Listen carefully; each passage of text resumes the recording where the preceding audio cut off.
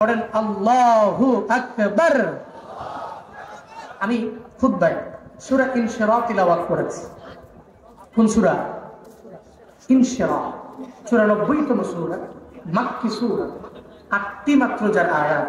এই সূরা ইনশিরাহ আল্লাহ পাক নবীজির মাক্কি লাইফে নবীর উপরে নাযিল করেছেন কেন? শানে নুজুল কি? অবতরণের প্রেক্ষাপট আমরা প্রত্যেকেই জানি। নবীজি 40 বছরের নবুয়ত পেলেন। একটু আমাকে এই প্রশ্নের জবাব দিবেন, নবুয়ত পাওয়ার আগে থেকেই কি নবী সত্যবাদী, নাকি নবুয়ত পাওয়ার পরে সত্যবাদী? নবীজি নবুয়ত পাওয়ার আগেই আমানতদার, নাকি নবুয়ত পাওয়ার পরে আমানতদার? 40 বছরের জিন্দেগিতে কোনো গালি, ওয়াদা করে ওয়াদার খেলাফ, মিথ্যা, অন্যায়, মূর্তি পূজা, জুলুম আছে? ছিল? 40 বছরের জিন্দেগিতে আমার মায়ার নবীর কোনো মিথ্যা নাই। জিন্দেগিতে জীবনে কোনোদিন ওয়াদা করে ওয়াদার খেলাফ করেন নাই নবী আমার। জীবনে কোনোদিন আমানতের খেয়ানত আমার মায়ার নবী করেন নাই। 40 বছর এজন্য আবু জাহালের দরবারে মুহাম্মদ ভালো মানুষ, মুহাম্মদের লকব দেওয়া হলো, মুহাম্মদের মতো আল্লামিন কেউ হতে পারে না, আমানতদার কেউ হতে পারে না। সে ওয়াদা করে ওয়াদার খেলাফ করে না, মিথ্যা বলে না, গালিও দেয় না। এই জন্য 40 বছরের নবুয়ত পাওয়ার আগে আমার মায়ার নবীরে আল্লামিন উপাধি দেয়া দেয়। কিন্তু নবুয়ত পাওয়ার পরে নবী যখন দাওয়াত দেন, মাথা বড় নষ্ট হয়ে গেল আবু জাহালের। কারণ আবু জাহালের চরিত্র খারাপ। মায়ার নবীর চরিত্রের সার্টিফিকেট দিয়েছেন একজন, চিল্লা বলেন তার নাম। আবু জাহালের চরিত্র চূড়ান্ত লেভেলের খারাপ। মায়ার নবীর চরিত্রের ব্যাপারে আল্লাহ পাক রব্বুল আলামিন সার্টিফিকেট দিয়ে দিলেন, ইন্নাকা লাআলা খুলুকিন আযীম। আল্লাহ পাক বলেন,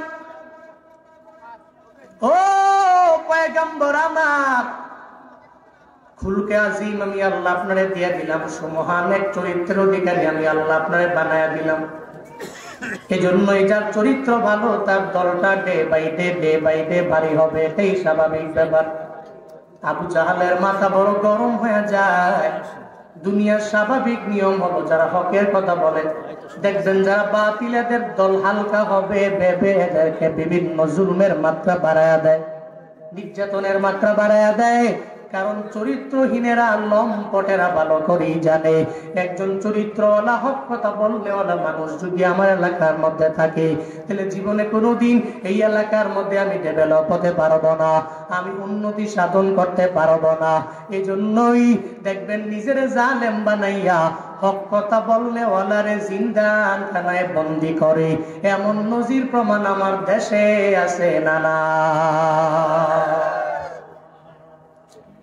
হকের কথা বললে মাথা নষ্ট হয়ে যায় জালেমের।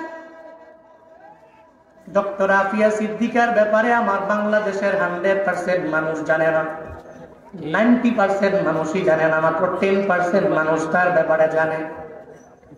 কে সেই ডক্টর আফিয়া জানো? বাংলাদেশে বাড়ি না, পাকিস্তানের মধ্যে বাড়ি।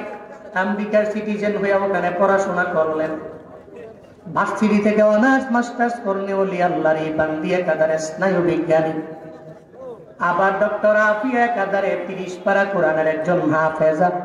চিল্লা পড়া যাবে কি মারহাবা? একাধারে স্নায়ু বিজ্ঞানী, আবার কোরআনের হাফেজা, আবার আমেরিকা দামি দামি বড় বড় ভার্সিটি থেকে পড়ুয়া অনার্স মাস্টার্স করলে ওলি নারী। আমেরিকার বিজ্ঞানীদের কারণে তার এত অর্জনের পরে মাথা গরম হয়ে গেল। কেন রে? ডক্টর আফিয়া আমগো পরিবেশের থেকে আমগো চরিত্রের মতো হতে হবে। কেন সে হিজাব পরে? কেন সে নিকাব লাগায়? মাথা নষ্ট হয়ে গেল, এজন্যই তারে জিন্দানখানায় বন্দী করা লাগবে। অথচ ডক্টর আফিয়ার মতো ব্যক্তিরা তো ভালো করেই জানে মহিলারা উলঙ্গ হয়ে চললে সম্মান নাই, মহিলারা হিজাব আর নিকাবের মধ্যেই সম্মান খুঁজে পায়, ঠিক কিনা? উলঙ্গ হয়ে চললে সম্মান নাই। সার্জিশা আলমের দিকে দেখো, নব্য গণজাগরণের এক নেতা 2 দিন আগে যে বিয়ে করলেন এই সার্জিশা আলম, চাইলে পারতেন যে আমার অনলাইনে ভালোই প্রচারণ আছে, আমার বউয়ের ছবিটা আমি চাললে ভালো লাইকও পাওয়া যাবে, ভালো ফলোয়ারও আসবে, আমার বউ মানুষ দেখবে, এই চিন্তা নিয়ে সারে নাই। এমন একটা আল্লাহর বান্দি বিয়া করলেন, কুরআনের হাফেজা, এমনকি তার নামটা পর্যন্ত অনলাইনের মধ্যে ঘোষণা করা হয় নাই। সার্জিশা আলমরা ভালো করে জানে পর্দার মধ্যে আমার বউরে রাখলে আমার ঘরের মধ্যে রহমত আসবে, বরকত দিয়ে আল্লাহ পরিপূর্ণ ভরপুর বানায়া দিবে। এরা জানে রে, কারণ কায়রতলা স্বামীরা নিজের বউ নিয়ে অনলাইনের মধ্যে ব্যবসা করতে পারে না। একমাত্র যাদের ভিতরে গায়রত নাই, ব্যক্তিত্বহীনেরাই নিজের বউরে অনলাইনে আনতে পারে, ঠিক কিনা? বউ আমার বড় সুন্দরী, আমার বউ আমার ঘরের মধ্যে থাকবে, আমি দেখবো, কেউ দেখতে পারবে না, এটা গায়রতলা স্বামীর এটাই কথা। এজন্য সে তার বউরে অনলাইনে আনতে পারে না। ও আল্লাহর বান্দারা, এই সার্জিশা আলম থেকে তুমি শিক্ষা নাও। তুমি যে বিয়ে করার পরে বউয়ের ছবি ফেসবুকের মধ্যে দাও, ইউটিউবে দাও, আবার এখন থেকে ট্রেন্ডিং আমার দেশের মধ্যে হয়ে গেল, যখন থেকে নিজের ভিডিও মানুষ বেশি দেখে না, তখন এটা বিয়ে করে বউটারে ঘরের মধ্যে আনে, এরপরে 2 জনে মিল্লা ভিডিও বানায়, আর এই ভিডিও মিলিয়ন ভিউজ হয়। ও মনে মনে ভাবে এটাই তো আমার ইনকামের প্রথম জায়গা, প্রথম খাত। কয়েকদিন পরে আবার একটা বাচ্চা আসে, এরপরে এই বাচ্চাটার প্রতি মাসে মাসে বার্থডে উদযাপন করে। এমন কাপল ব্লগার আমগো দেশে আছে নানা, স্পষ্ট বউ ব্যবসায়ী আছে নাই? কিন্তু গায়রত হিন্দা এটা করতে পারে যার ভিতরে বিন্দু মাত্র পরিমাণ ব্যক্তিত্ব নাই। যার ভিতরে ব্যক্তিত্ব আছে সে জীবনে কোনোদিন তার বউকে অনলাইনে আনতে পারে। হিজাবের সম্মান, নিকাবের ভিতরে সম্মান, পর্দায় নারীর সম্মান, ঠিক কিনা? আল্লাহ আমার মা বোনদেরকে হিজাব, নিকাব, পর্দা মেনটেন করে চলার তৌফিক দান করেন। আরো জোরে পড়ে না আমিন। ডক্টর আফিয়া সিদ্দিকার দোষ কি? কোন রিজন নাই, দোষ হলো সে মুসলিমা নারী। দোষ কি? তার দোষ হলো কেন সে নিকাব পরে চলে, দোষ কি কেন হিজাব পরে, এটাই বড় দোষ। আবার হিজাব পইরা সে স্নায়ু বিজ্ঞানী কেমনে হয়, হিজাব পইরা আমরা সিটিজেন কেমনে হয়? পরে পাকিস্তানের করাচির আর্মিদেরকে বলল সে তো জঙ্গি সংগঠনের সাথে জড়িত আছে, আমাদের কাছে উঠে দাও। 2003 সাল থেকে নিয়ে 86 বছরের জেল ডক্টর আফিয়াকে দেওয়া হয়েছে। কত টর্চার তাকে করা হয়েছে। এটাই দুনিয়ার স্বাভাবিক নিয়ম। স্বার্থে আঘাত লাগলে কুফফারদের মাথা গরম হয়, তখন এরা ভালো ভালো মানুষগুলোকে উইদাউট এনি রিজন জিন্দানখানায় বছরের পর বছর বন্দী রাখে। তবে মনে রাখবা, এই বন্দী রাখলেই মুসলমানদের ইসলামের জাগরণ বন্ধ করে দেওয়া যাবে না, কারণ এই বাতি দুনিয়ার কোনো ব্যক্তি জ্বালায় নাই, এই বাতি জ্বালিয়েছেন কে? আরো জোরে বলতে হবে কে? একজনের জবানকে বন্ধ করা যায়, কিন্তু তার ব্যাকগ্রাউন্ডে আরো 10 জন তৈরি করে দিতে পারে কে? বন্ধ করা যায়। জন্য ডক্টর আফিয়ার বোন গত বছর একটা সাংবাদিক সম্মেলনে উনি সাংবাদিকদের জানায়া দিল, বোনের দরবারে একদিন আমি গেলাম, আর যা বললাম, বোন আমার তোমার উপরে টর্চার করা হয়েছে আমি জানি, তবে কি পরিমাণ টর্চার করা হয়েছে আমার একটু বলো না। বোনরে জানায়া দিল, বোনরে দুনিয়ার এমন কোন শাস্তি নাই যে আমারে দেওয়া হয় নাই। আমার মুখ থেকে যতগুলা দাঁত আছে প্লাসের মাধ্যমে উঠে দেওয়া হয়েছে। দেখবেন আগের চেহারাটা দেখতে কেমন, এখন চেহারাটা দেখতে কেমন রে বাবা। আপনি দেখার পরে যদি খাঁটি মুসলিম হন, চোখের পানি আপনি ধরে রাখতে পারবেন না। ডক্টর আফিয়া বলে, বোন আমার, একদিন টর্চার করতে করতে করতে করতে যখন আমার দুর্বল বানায় ফেললো, আমি ঘুমের ঘরে যখন ওই জিন্দানখানায় গেলাম, আমি তাকায়া দেখি স্বপ্ন যুগে আমার মায়ার নবী হাজির। ডক্টর আফিয়া বলে, আমি বললাম, ও পয়গম্বর, কি দুঃখ আমার কপালে, কোনো কারণ নাই, কোনো কারণ ছাড়া এই জিন্দানখানার মধ্যে আমারে বন্দী করে দেওয়া হলো, কোনো কি কারণ আমার, কি দুঃখ আমার? মায়ার নবী বলছে, আফিয়া, দুঃখ তো আমি তোমার জন্য করি না, তোমার কপালে দুঃখ না, দুঃখ আমার 200 কোটি উম্মত মুসলমানের জন্য, যারা আজ পর্যন্ত ডক্টর আফিয়ার পাশে দাঁড়াইতে পারে নাই। জুনায়েদ আল হাবিব গোপালগঞ্জের কাশিয়ানীর বেশপুর থেকে বলে গেলাম, রে বাপ, হাসরের ময়দানে ডক্টর আফিয়া যদি দাঁড়ায় যায়, আল্লাহকে যদি বলে, আল্লাহ গো, আমার কোনো অন্যায় নাই, কোনো অপরাধ আমার নাই, কোনো অপরাধ ছাড়া আমার জিন্দানখানে এতটা বছর আমারে টর্চার করলো, আমারে শাস্তি দিয়া দিল, 200 কোটি মুসলমানের 57টা মুসলিম রাষ্ট্রের শাসকেরা আমার পাশে দাঁড়াইতে পারে নাই।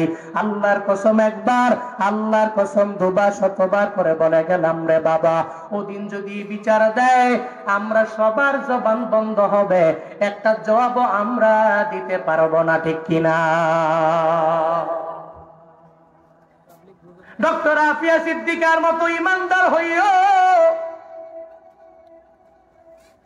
এমন ইমানদার হতে গেলে দেখবা, হকের কথা বললে তোমার ব্যাকগ্রাউন্ডে অনেক দুশ্মন দাঁড়ায় যাবে।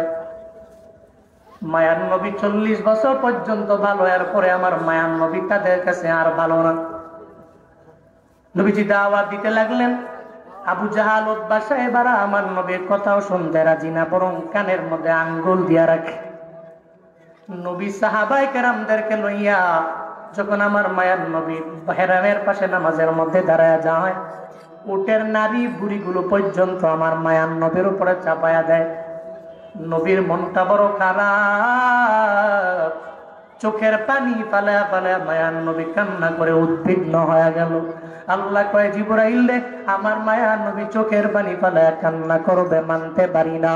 সূরা ইনশিরা নিয়ে আমার মায়ার নবীর দরবারে যাও, নবীরে গিয়া জানায়া দাও, চিন্তা করার নবীর দরকার নাই, আমি আল্লাহ যারে চাই তার বক্ষটাকে ইসলামের জন্য আমি আল্লাহ কবুল করে নেই, আমি আল্লাহ যারে চাই না তার বক্ষটা ইসলামের জন্য কবুল হবে না। আলাম নাশরাহ লাকা সাদরাকা ওয়া ওয়াদা'না আনকা ওয়িজারাক الذي أنقض ظهرك ورفعنا لك ذكرك চিল্লা পড়া যাবে আল্লাহু আকবার, আরো জোরে আল্লাহু আকবার। আল্লাহ পাক বলেন, আলাম নাশরাহ, আমি কি প্রশস্ত করে দেইনি, লাকা সাদরা, আপনার জন্য আপনার বক্ষ আমি আল্লাহ কি প্রশস্ত করে দেইনি? কে প্রশ্ন করেন? কে প্রশ্ন করেন? কারে করেন? বুঝলেন? আল্লাহ প্রশ্ন করছেন, আমি কি আপনার জন্য আপনার বক্ষটাকে প্রশস্ত করে দেইনি? আপনি তো ব্রড মাইন্ডেড। আপনার এই সিনা থেকে, আপনার এই বক্ষ থেকে আমি ছিঁড়ে ভিতর থেকে হৃদয়টাকে বের করেছি। কেউ বলেন 2 বার, কেউ বলেন 3 বার, কেউ বলেন 4 বার, যেটাকে বলা হয় শক্কে সদর, সরহে সদর। 4 বছর বয়সে আল্লাহ নবীর কাছে পাঠিয়েছেন প্রথম, এরপরে মেয়েরাজে নেওয়ার আগে, ওর সময় মেয়েরাজে নেওয়ার আগে জিব্রাইল এবং মিকাইল 2 জনে আসছেন। আয়েশা নবীরে ঘুম থেকে জাগায় উম্মে হানির ঘর থেকে নিয়ে বের করে হেরেমের পাশে বসায়া হাতিমে কাবার পাশে নবীর ভিতর থেকে বক্ষটা ছিঁড়া ভিতর থেকে হৃদয়টাকে বের করলেন। বের করে একটা পেয়ালার মধ্যে রাখলেন, আরেকটা পেয়ালায় ঈমান আর হিকমত রাখলেন। এক পেয়ালায় বক্ষ থেকে বের করে হৃদয়টাকে রাখলেন, আরেকটা পেয়ালায় রাখলেন ঈমান আর হিকমত। আরে ঈমান আর হিকমত রাখলেন কেমনে? যদি মনের মধ্যে প্রশ্ন জাগে, তাহলে ঈমান তো ধরা যায় না, ধরা যায়, ছোঁয়া যায়, স্পর্শ করা যায় না, হিকমত ধরা যায় না, ছোঁয়া যায় না, স্পর্শ করা যায় না, তাহলে এটা খুইলা বাটির মধ্যে রাখলেন কেমনে? গোপালগঞ্জের মানুষের মধ্যে যদি প্রশ্ন জাগে, তাহলে উত্তর হলো, আপনার জ্বর উঠে না? জ্বর উঠলে জ্বর কি দেখা যায়, শোয়া যায়, ধরা যায়? ডক্টরের কাছে যাওয়ার পরে ডক্টর জানায় দিল থার্মোমিটার লাগায়, তোমার বডির মধ্যে 98 ডিগ্রি, 99 ডিগ্রি, 100 ডিগ্রি সেলসিয়াস তাপমাত্রা, এতটুকু জ্বর তোমার বডির মধ্যে আছে, তাহলে জ্বর দেখাও যায় না, শোয়াও যায় না, ধরাও যায় না। থার্মোমিটার লাগাইলে বলা যায় বডির মধ্যে কি পরিমাণে জ্বর আছে। গোপালগঞ্জের মুসলমান, ইমান ধরাও যায় না, শোয়াও যায় না, স্পর্শ করাও যায় না, একমত ধরাও যায় না, শোয়াও যায় না, ধরাও যায় না। তবে আল্লাহর এমন কিছু ওলি আছে রে, চেহারা দেখলেই বলতে পারে তার ইমান কতটুকু আছে, একমত কি পরিমাণে আছে। আউলিয়া কেরাম সারা জীবনে কোনোদিন এটাকে কেউ মাপতে পারবে না, ঠিক কিনা? আউলিয়া কেরাম সারা কেউ মাপতে পারবে। তো বলতেছিলাম, ইমান হিকমত রাখলেন, হৃদয়টাকে রাখলেন পরিষ্কার করে, জমজমের পানি দিয়া ধুয়া নবীর ভেতর থেকে সমস্ত ময়লা রক্তপিণ্ড বের করে যে সিনা চাক করেছেন, আল্লাহ সূরা ইনশিরার 1 নম্বর আয়াতে সেটা বলেছেন, আমি কি আপনার বক্ষটাকে ইসলামের জন্য প্রশস্ত করে দেই? চিল্লায় কি পড়া যাবে মারহাবা? আরো জোরে পড়া যাবে সুবহানাল্লাহ? আমি আপনার বক্ষটাকে প্রশস্ত করে দিয়েছি। فَمَن يُرِدِ اللَّهُ أَن يَهْدِيَهُ يَشْرَحْ صَدْرَهُ لِلْإِسْلَامِ। আল্লাহ পাক বলেন, আল্লাহ যারে চায় হিদায়াত দিয়ে দিবে, ইসলামের জন্য কবুল করে নিবে, ইসলামের পথে তার প্রতীক বানিয়ে দিবে। আল্লাহ তার কলবটাকে, তার অন্তরটাকে, তার বক্ষটাকে আল্লাহ পাক প্রশস্ত করে দেয়। চিল্লায় পড়েন সুবহানাল্লাহ। হযরত বেলালের দিকে দেখো, ওই বেলালের দাম আমার মাওলার দরবারে কম না বেশি? কম না বেশি? কিন্তু আবু জাহালের দাম আমার আল্লাহর দরবারে আছে, আছে। উতবার দাম আল্লাহর দরবারে নাই, সাহেবার দাম আল্লাহর দরবারে নাই, ওয়ালিদ ইবনে মুগিরার দাম রবের দরবারে নাই। কিন্তু হযরতে বেলাল রাদিয়াল্লাহু আনহুর দাম আমার মাওলার দরবারে এত পরিমাণে বেশি নে বাবা। কেন? বেলালের বক্ষটাকে আল্লাহ ইসলামের জন্য কবুল করলেন, আবু জাহালের বক্ষটা আল্লাহ ইসলামের জন্য কবুল করেন নাই। মক্কা মদিনায় উমরা করার জন্য যারা যায়, আপনারা তো দেখলেন রে বাবা, তাওয়াফ করলেন 7 বার, এরপরে গেলেন সাই করার জন্য। সাফা টু মারওয়া, মারওয়া টু সাফা, সাফা টু মারওয়া, মারওয়া টু সাফা, সাফা টু মারওয়া। আপনার 7 বার চক্করের পরে মুআল্লিম আপনারে জানায়া দেয়, এই হাজি 7 বার তাওয়াফ করেছো, এরপরে আবার সাই করেছো, এখন তো মনে হয় ইস্তেনজার একটা চাপ আসছে।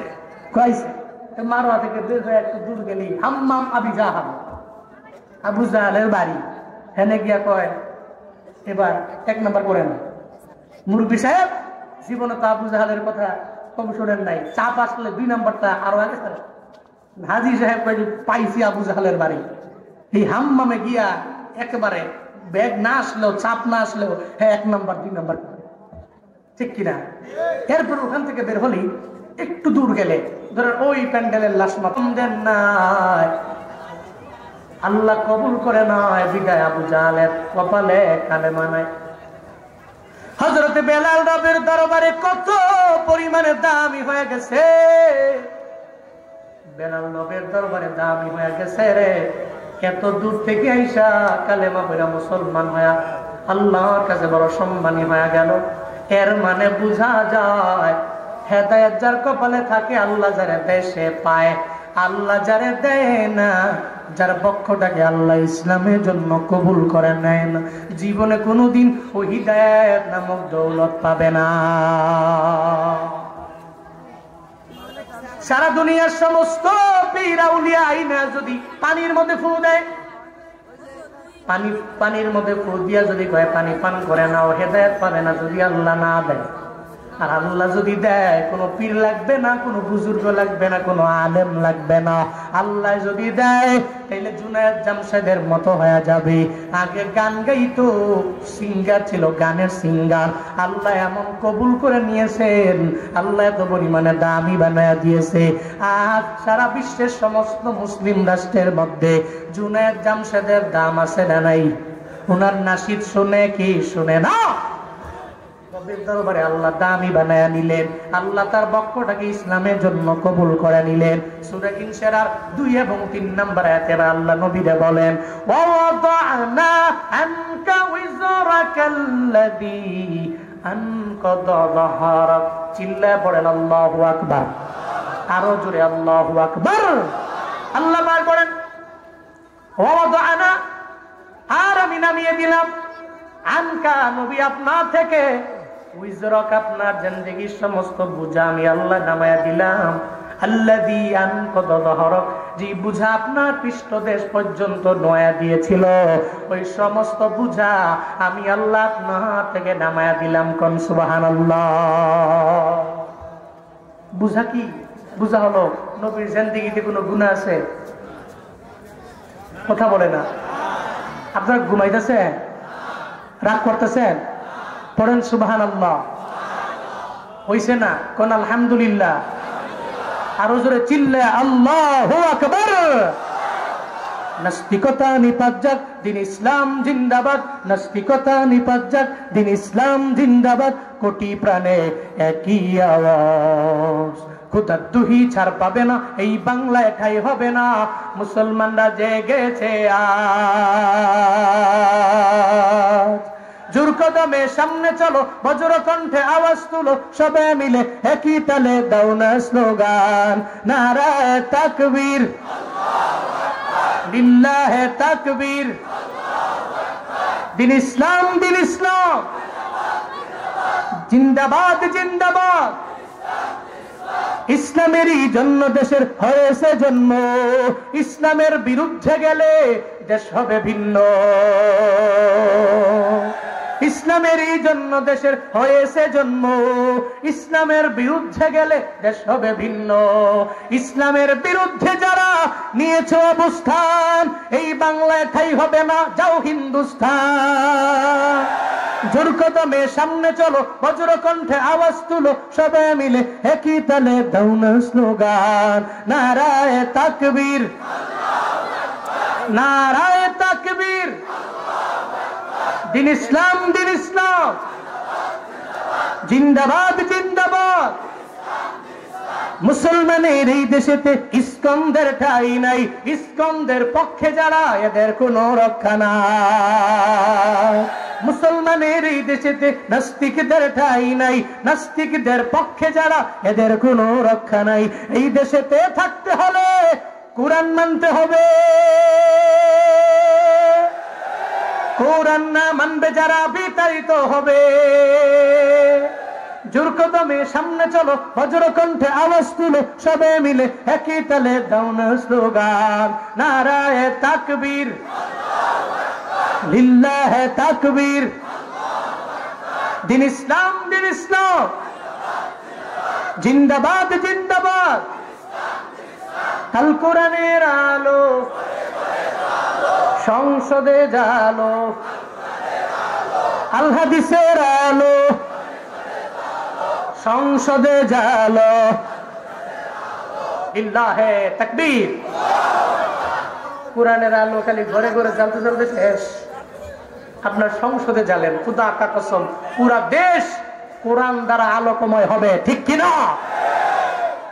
ঘরে ঘরে জ্বালো তো আমার জন্মে পড়তে গেলে উনি হই, ওখানে জ্বালেন।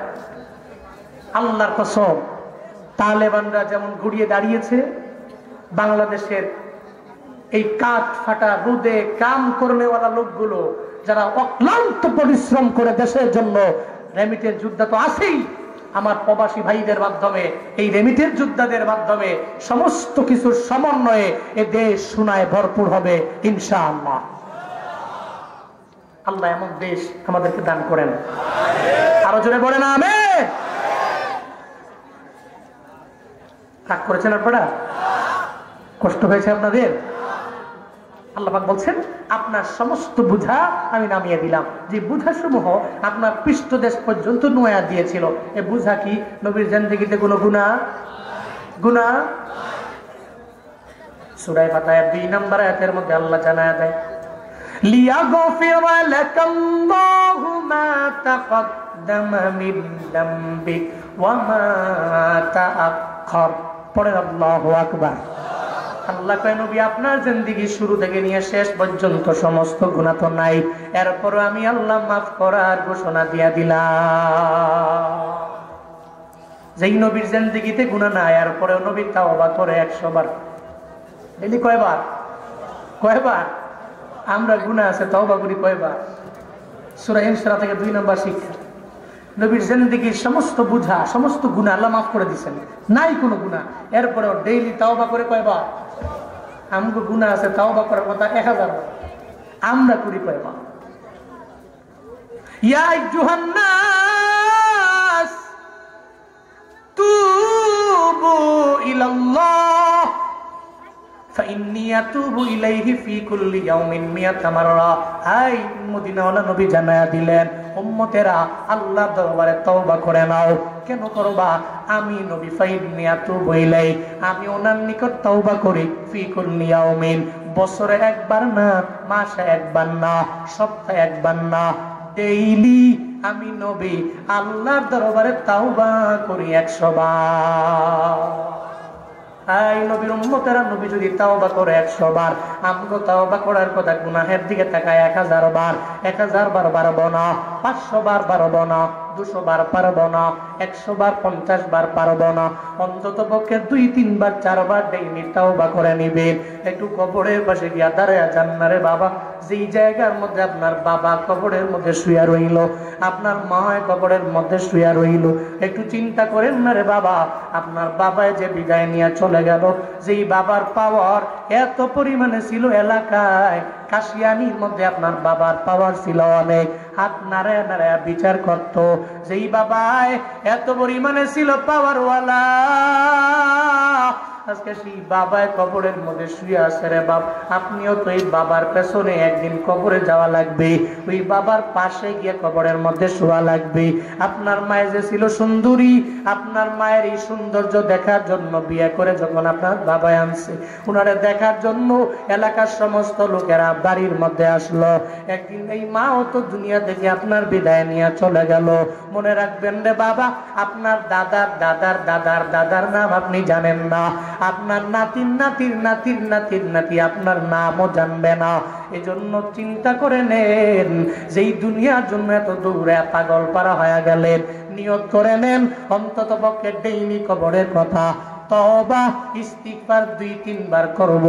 আল্লাহ তৌফিক দান করেন, পড়েন আমিন। 4 নম্বর আয়াতে আল্লাহ পাক বলেন, ওয়ারাফা'না লাকা যিকরাক। নবী আমি আপনার জিকির সম্মান সমস্ত কিছু আমি আল্লাহ বাড়ায়া দিলাম, আপনার জিকির আমি আল্লাহ বাড়ায়া দিলাম, আপনার সম্মান আমি আল্লাহ বাড়ায়া দিলাম, আপনার মর্যাদা আমি আল্লাহ বড় মায়া করে বাড়ায়া দিলাম। গোপালগঞ্জের মুসলমান, একটু আগে যে আমি খুতবা বললাম, ওই খুতবার মধ্যে আল্লাহর নামের পরে নবীর নাম আছে না নাই? আসেনি? বাইতুল মুকাররমের মুয়াজ্জিন আযান দেয়, ওই আযানের মধ্যে আল্লাহর নামের পরে নবীর নাম আছে না নাই? একামতের মধ্যে আমার আল্লাহর নামের পরে নবীর নাম আছে না নাই? তাহলে আল্লাহ যেখানে নাম ওই জায়গায় নবীর নাম। আল্লাহ নবীর দাম বাড়ায়া দিলেন, নবীর জিকির আল্লাহ বাড়ায়া দিলেন, সম্মান আল্লাহ বাড়ায়া দিলেন। আল্লাহ পাক জানায়া দেয়, ওয়ারাফা'না লাকা যিকরাক, আপনার জিকির আপনার সম্মান আমি আল্লাহ বুলন্দ করে দিলাম। কোন মারহাবা। সব সম্মান মর্যাদা আমি আল্লাহ বাড়ায়া দিয়েছি। শুধু তাই না, আপনার ঘাম মোবারক, আপনার জিহ্বার লালা মোবারকের দাম আমি আল্লাহ এত পরিমাণে বুলন্দ করেছি। দুনিয়ার সমস্ত মেডিসিন যদি এক পাল্লায় দাও, আর একটা পাল্লায় যদি আমার মায়ের নবীর জিহ্বা মোবারকে লালা মোবারক দাও রে বাপ, দুনিয়ার সমস্ত মেডিসিনের পাল্লা হালকা হয়ে যাবে, আমার মায়ার নবী এক ফোঁটা লালা মুবারকের দাম এবং পাল্লা ভারী হয়ে যাবে। কোন মারহাবা। আল্লাহ বলেন সবকিছু আমি আল্লাহ তো আপনার জন্য বাড়ায়া দিলাম। فإن مع العسر يسرا ইন্না মাআল উসরি ইউসরা। নবী হে, দুঃখের পরে আমি আল্লাহ আপনার জন্য সুমহান সুখ রেখে দিলাম। এটাই দুনিয়ার বাস্তবতা। আপনি সুখের সাগরে যাবেন, দুঃখের সাগরে পড়বেন না, হবে না। জুনায়েদ আল হাবিব ধৈরেই জুনায়েদ আল হাবিব না, মুফতি আব্দুল কাইয়ুমুল্লাহ আমার বাজান ধৈরেই উনি এই পর্যায়ে না। জীবনে কত কষ্ট করেছেন, কাছে থাইকা দেখছি, জীবন পরিশ্রম করলেন, কিন্তু আল্লাহ এখন বড় দামি বানায়া দিল। কারিয়া বুরায়হান ধৈরেই কারিয়া বুরায়হান না। জুবায়ের আহমদ তাশরিফ ধৈরেই জুবায়ের আহমদ তাশরিফ না। দেখবেন ব্যাকগ্রাউন্ডে দুঃখের অভাব নাই রে বাবা। এই দুঃখের সাগর পাড়ি দিয়ে দিয়ে কষ্ট করে করে আল্লাহ একটা সময় সুখের সাগরে বান্দারে নিয়ে যায়।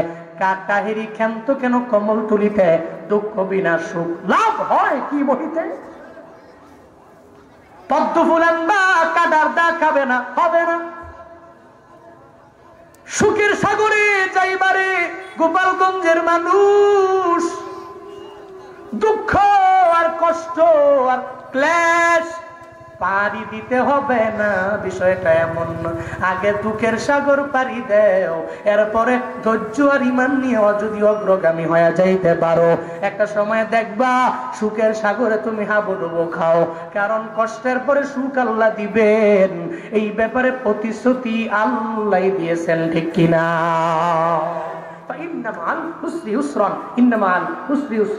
নিশ্চয়ই কষ্টের পরে কি আছে? কি আছে? সুমহান সুখ আছে। এজন্য ডিপ্রেশন নাই, হতাশা নাই। আমার জীবনে বিপদ আসলে, মুসিবত আসলে অসুবিধা নাই, আল্লাহ তো আছে। দুনিয়ার সমস্ত মানুষ আমাকে ছেড়ে গেলেও আমার পাশে কে? পাশে কে? সমস্ত মানুষ ছেড়ে গেলেও আল্লাহ আমার পাশে আছে। এই চিন্তা নিয়ে অগ্রগামী হন। কষ্টের পরে আল্লাহ সুমহান সুখের সাগরে আমাকে নিয়ে যাবে।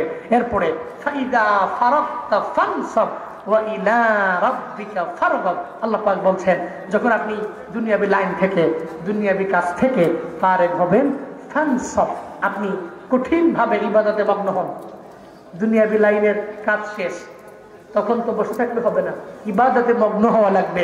এক কথায় ওয়া ইলা রাব্বিকা ফারগাব, আপনার রবের দিকে আপনি ঝুঁকে পড়েন, আপনার রবের দিকে আপনি মনোনিবেশ করেন। আপনি যখন ফারেগ, আপনি যখন অবসর, তখনই আপনার রবের ইবাদতে আপনি ঝুঁকে পড়েন। আল্লাহ নবীরে কেন বললেন?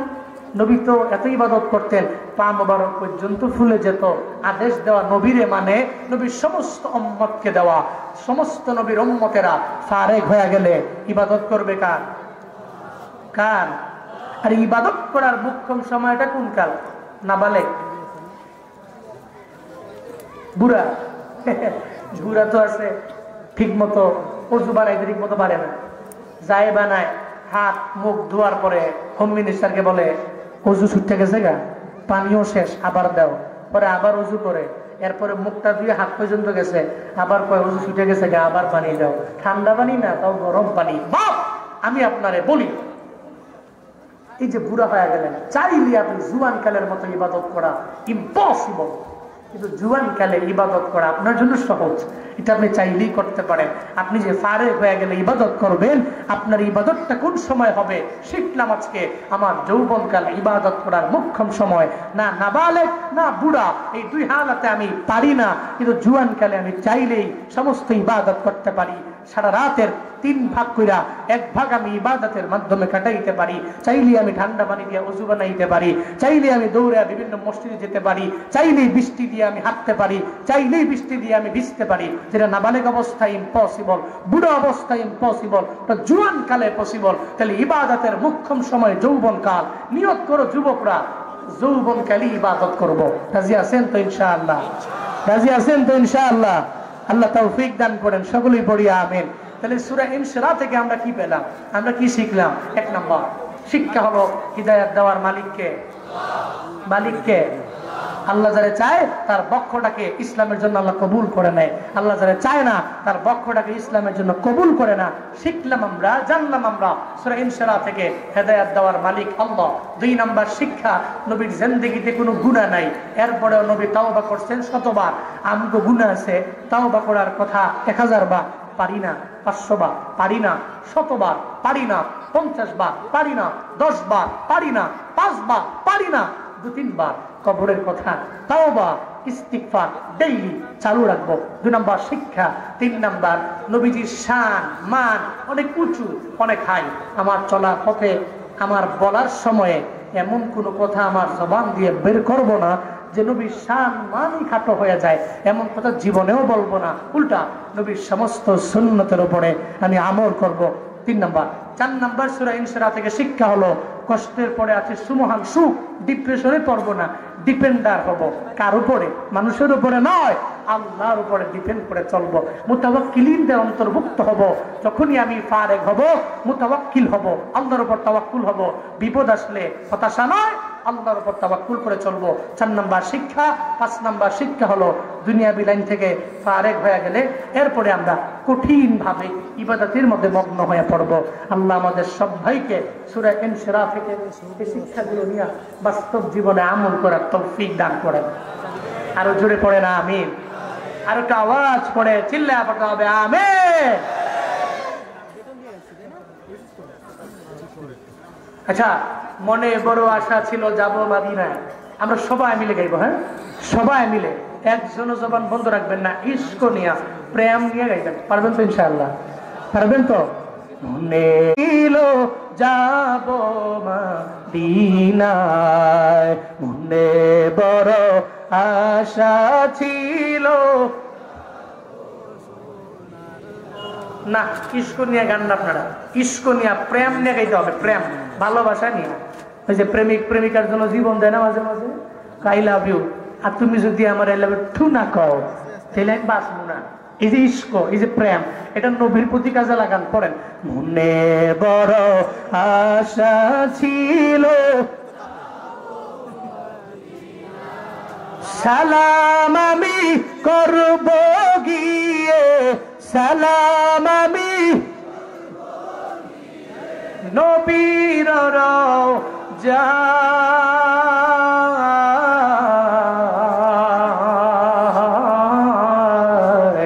মনে বড় আশা ছিল,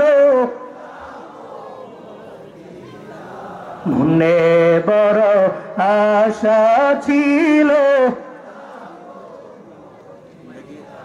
আরব সাগর পারি দিব,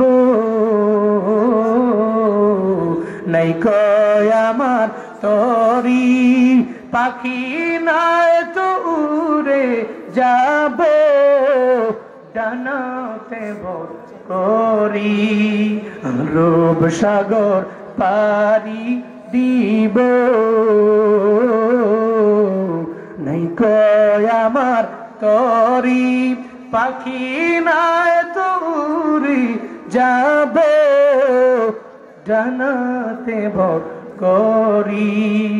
আমার আশায় আছি সম্বল নাই, আশায় আছে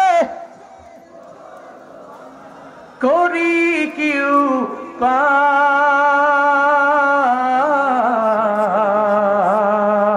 পায়, মনে বড় আশা ছিল, মনে বড় আশা ছিল, যাব মদিনায়, মনে বড়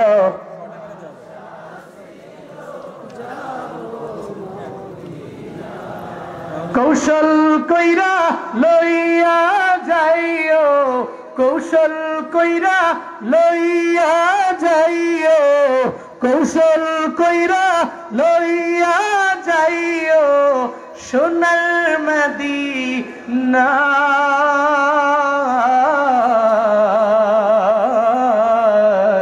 মনে বড় আশা আছে, মনে বড় আশা আছে, যাব মদিনায়, মনে বড় আশা ছিল, যাব মদিনায়, মনে বড় আশা ছিল।